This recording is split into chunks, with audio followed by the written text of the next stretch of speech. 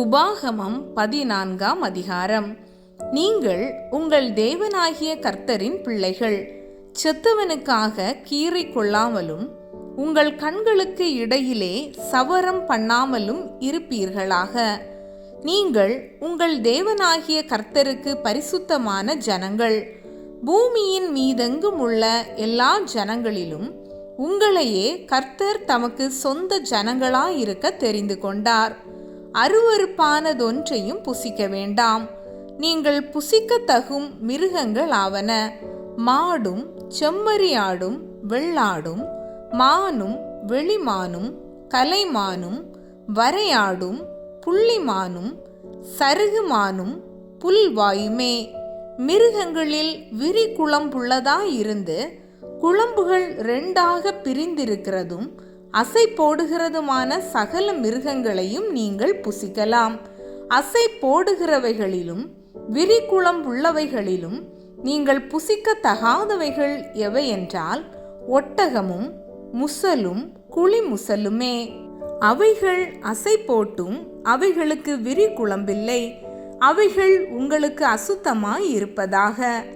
பன்றியும் புசிக்கத்தகாது. அது விரிகுளம்புள்ளதாயிருந்தும் அசை போடாதிருக்கும். அது உங்களுக்கு அசுத்தமாய் இருப்பதாக. இவைகளின் மாம்சத்தை புசியாமலும் இவைகளின் உடலை தொடாமலும் இருப்பீர்களாக. ஜலத்தில் இருக்கிற எல்லாவற்றிலும் சிறகும் செதிளும் உள்ளவைகளை எல்லாம் நீங்கள் புசிக்கலாம். சிறகும் செதிளும் இல்லாத யாதொன்றையும் புசிக்கலாகாது. அது உங்களுக்கு அசுத்தமாய் இருப்பதாக. சுத்தமான சகல பட்சிகளையும் நீங்கள் புசிக்கலாம். நீங்கள் புசிக்கத்தகாதவைகள் எவையென்றால் கழுகும் கருடனும் கடலுராஞ்சியும் பைரியும் வல்லூரும் சகலவித பருந்தும் சகலவித காகங்களும் தீக்குருவியும் கூகையும் செம்புகமும் சகலவிதமான டேகையும் ஆந்தையும் கோட்டானும் நாரையும் கூளக்கடாவும் குருகும் நீர்க்காகமும் கொக்கும் சகலவித ராஜாளியும் புழுக்கொத்தியும் வௌவாலுமே. பறக்கிறவைகளில் ஊர்வன யாவும் உங்களுக்கு அசுத்தமாய் இருப்பதாக. அவைகள் புசிக்கத்தகாதவைகள். சுத்தமான பறவைகள் யாவையும் நீங்கள் புசிக்கலாம். தானாய் இறந்து போனதொன்றையும் புசிக்க வேண்டாம். உங்கள் வாசல்களில் இருக்கிற பரதேசிக்கு அதை புசிக்க கொடுக்கலாம், அல்லது அந்நியனுக்கு அதை விற்று போடலாம்.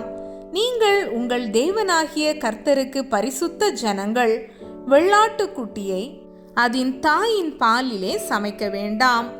நீ உன் தேவனாகிய கர்த்தருக்கு எப்பொழுதும் பயந்திருக்க பழகும்படிக்கு வருஷந்தோறும் நீ விதைக்கிற விதைப்பினாலே வயலில் விளையும் எல்லா பலனிலும் தசம பாகத்தை பிரித்து உன் தேவனாகிய கர்த்தர் தமது நாமம் விளங்கும்படி தெரிந்து கொள்ளும் ஸ்தானத்திலே உன் தானியத்திலும் உன் திராட்சை ரசத்திலும் உன் எண்ணெயிலும் தசம பாகத்தையும் உன் ஆடு மாடுகளின் தலையீற்றுகளையும் அவருடைய சந்நிதியில் புசிப்பாயாக.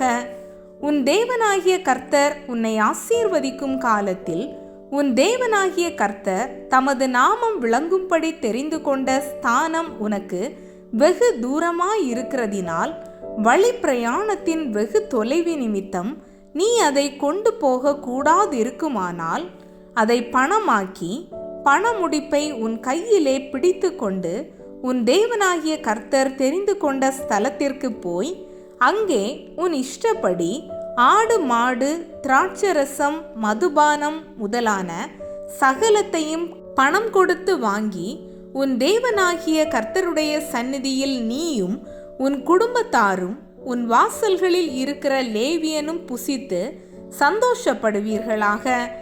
லேவியனுக்கு உன்னோடே பங்கும் சுதந்திரமும் இல்லாதபடியால் அவனை கைவிடாயாக.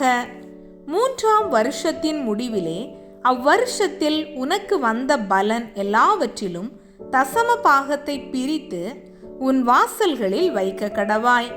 லேவியனுக்கு உன்னோடே பங்கும் சுதந்திரமும் இல்லாதபடியினால் அவனும் உன் வாசல்களில் இருக்கிற பரதேசியும் திக்கற்றவனும் விதவையும் வந்து புசித்து திருப்தி அடைவார்களாக. அப்பொழுது உன் கை செய்யும் வேலையிலெல்லாம் உன் தேவனாகிய கர்த்தர் உன்னை ஆசீர்வதிப்பார்.